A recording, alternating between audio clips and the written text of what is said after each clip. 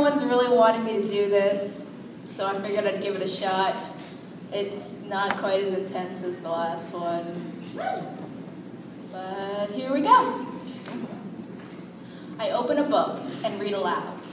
Words slip, drip, slide, ride down my tongue, tumble past teeth to form a wreath of words that I'll hang on my door at the holidays. Welcome, reader. Peer over my shoulder.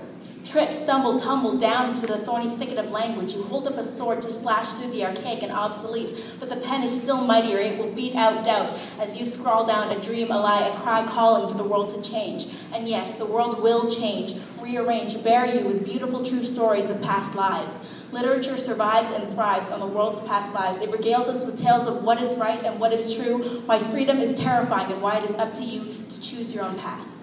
Two roads diverged in a yellow wood. Let's start with the old, with the aforementioned archaic, because to so many prosaic minds, this beaten path with its flowery prose is dull as dirt, and those who read Hemingway, Hugo, and Wilde belong in compilations of pressed pages. But though I'm glad some habits are lost to the ages, like an exploration of the sewers of France where even the rats have backstories, these old texts have their glories.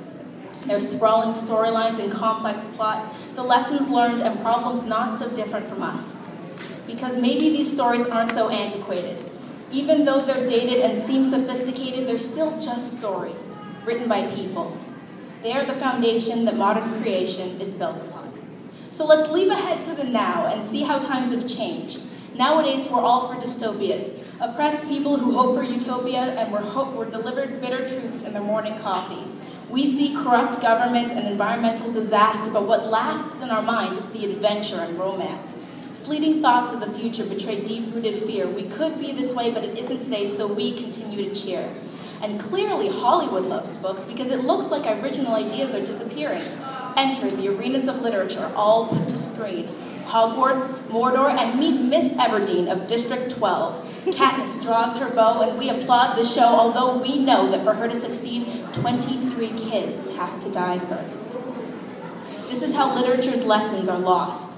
This is the cost of entertainment. We become blind fools in the face of cinematic thrills.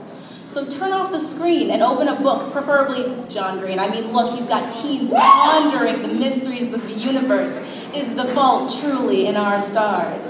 But by far, what I love more than books are words. Words spoken, words read, words left unsaid, from poetry to prose, from prayers to plays. Words are what fill all our days. They are that with which we convey meaning. So here we are again in the thorny thicket of language, and you should know, I have no mastery of prose or great storytelling powers. I haven't put in my 10,000 hours yet, but I keep reading and writing and trying because my dream may be a dream that is dying. I fell in love and I want it to matter, and I don't want to walk on shattered dreams to get to my future, to pick something practical at the expense of my soul. Do you? I want books, smooth pages to cushion my falls. I want always for language to guide me, for spoken word to ring in my ears and lyrics to bring tears to my eyes.